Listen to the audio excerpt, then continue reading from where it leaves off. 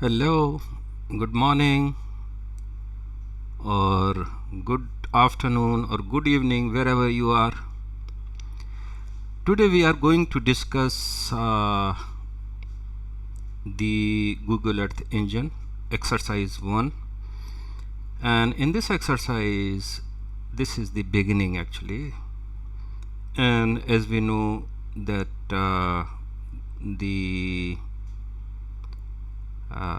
there are different perspectives, we can learn the Google Earth Engine.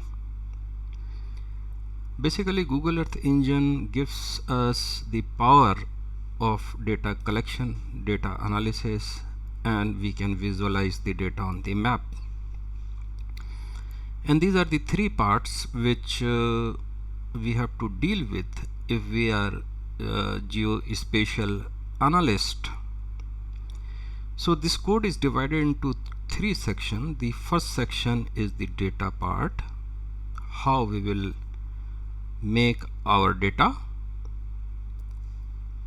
ready for analysis, and once analysis is done, then how we can map the result.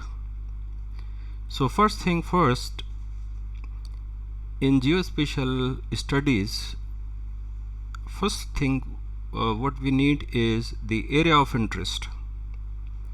So let's load the data. You see here VAR is called var. Var is the variable, and when you are writing var, you have to give the name, and you see the name in black color, that is AOI. This is area of interest, and that's a keyword declaring a variable named AOI. This is area of interest. So my area of interest is Bayelsa State in Nigeria. Here this is the 6.5 is longitude, and then it's a latitude, and then there is a zoom level. So next thing is that we have to take the data we need. Here I will take the Landsat data. So this is what, when we start with EEE, here EEE,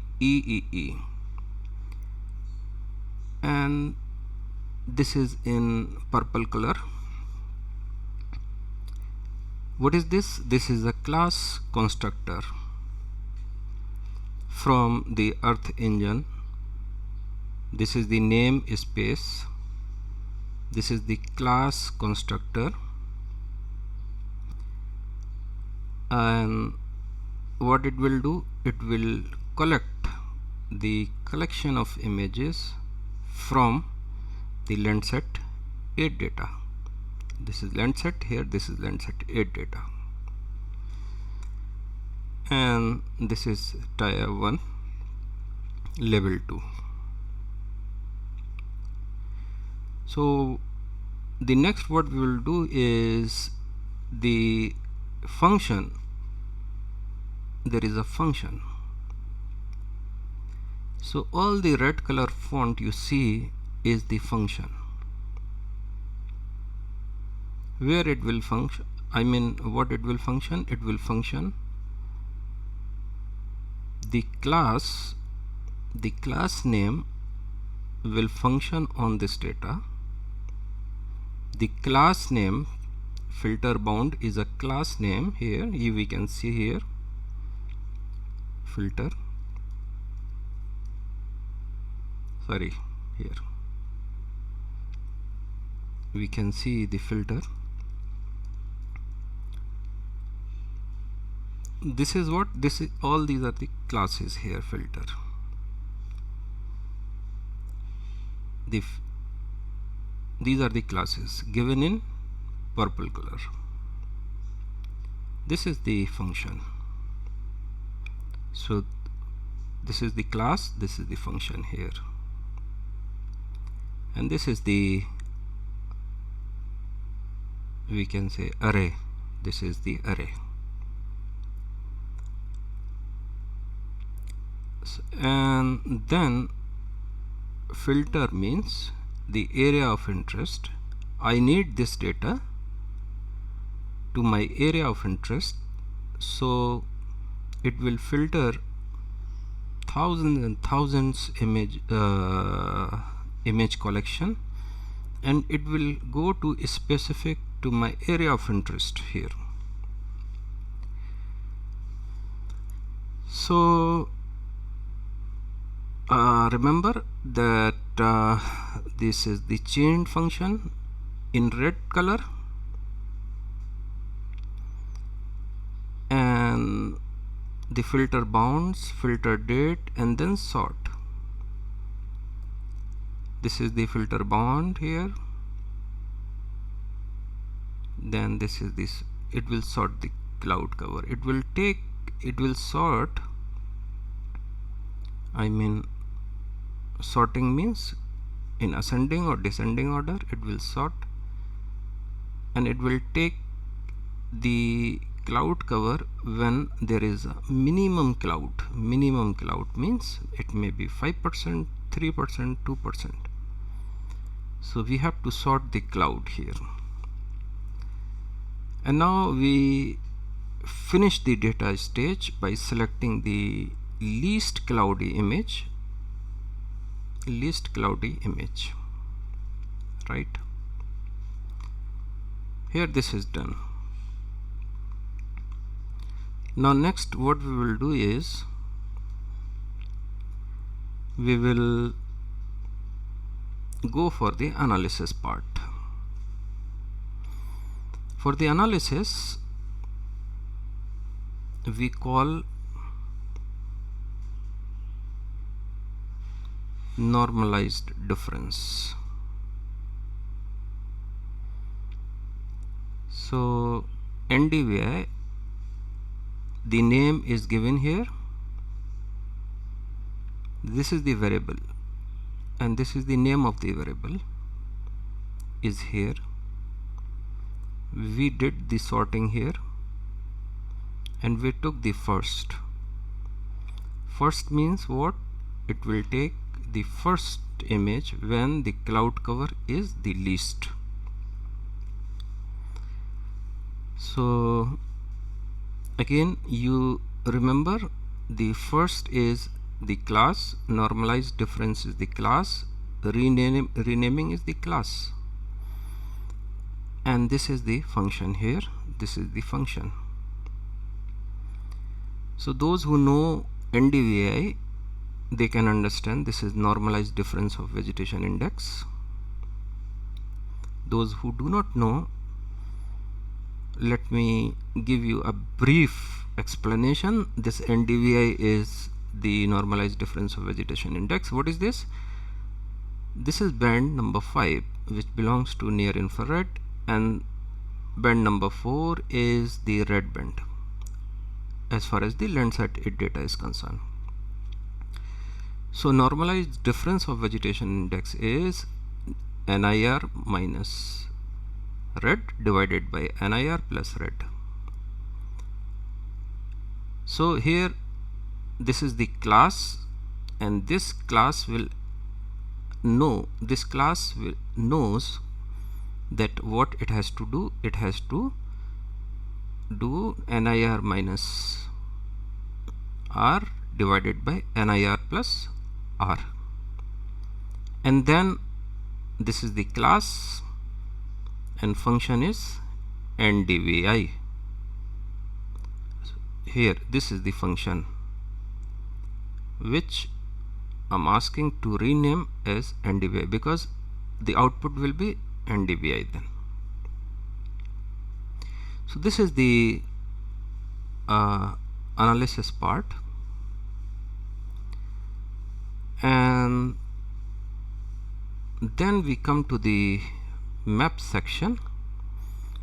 In the map section, this is the class, if you will see this class map,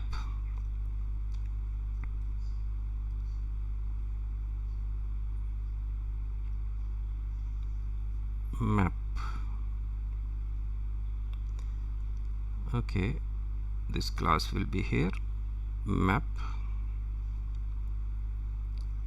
dot center. Okay, this is the class here, map dot center object. So I need this NDVI. So first of all, I'm giving the direction to the GEE, that you zoom in the area where my area of interest is. So here the area of interest is this, and zoom level is 10 here. Okay, so this is the first direction I gave, and the second direction which I will give is map at layer. So the layer which has been developed by this analysis, and its name is NDVI. This is NDVI. So NDVI is -1 to +1. Here I need 0 to 1, and this is visualization parameter. The lowest will be white and the maximum part will be the green part. And I say when you develop the image, you give it NDVI 2021.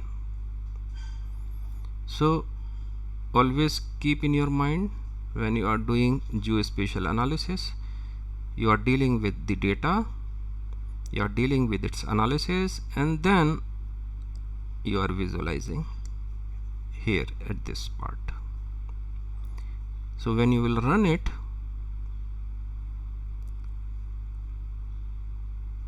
it will give you this image.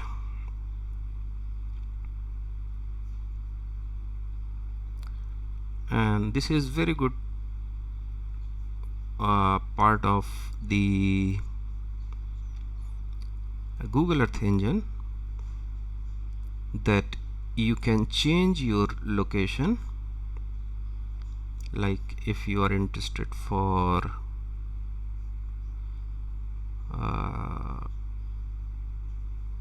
another place or another location, simply you have to change your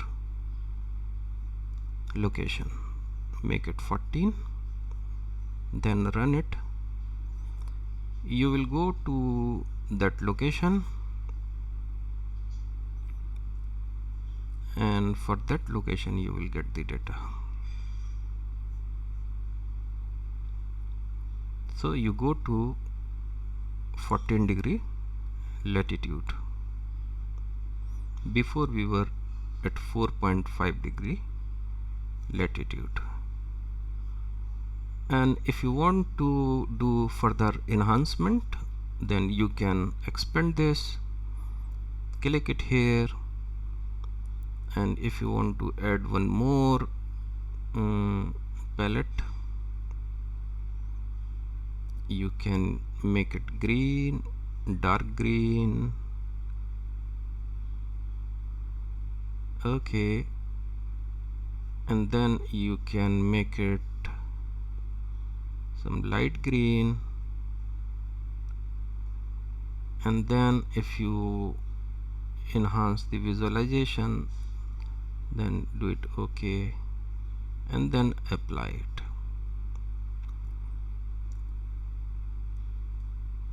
So it will give you the value. Still the visualization is not good, because you see 0 to 1 is so strict. You say 0 to 1, but in actual the values will be concentrated at few values. So to enhance the visualization, you can stretch it to 100%. So this is minus 0.23 to 0.2, and do it apply, and then you will see the enhancement. this is giving you the wrong impression here. This is not the correct, like it looks like a green area, but this is not as much green. So let's take one standard deviation here, then it may give you some, still 0.15 is a minimum vegetation. You cannot say that here is so much green. So this is the way you can do work with Google Earth Engine. Here you have to take the help of and if you want to save it, you can save your script. So this is about the first exercise. Because my last videos were seen by many people, they asking to make more videos, so I made this video. I hope you like this video. If you like this video, please subscribe my channel and share with your friends. So if more subscriptions will be there, it will motivate me, friends. So please subscribe my channel. Thank you so much.